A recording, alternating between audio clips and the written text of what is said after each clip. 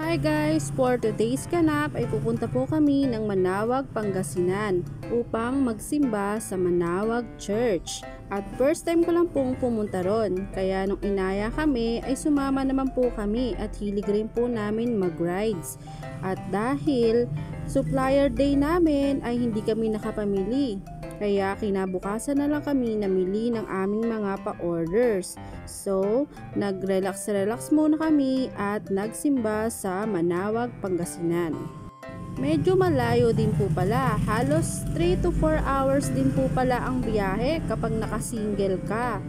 Pero kahit malayo ay sulit naman pong magsimba dito sa Manawag Church. Ayan, nandito na po kami. Dito kami dumaan sa gilid ng simbahan at humahanap po kami ng parking.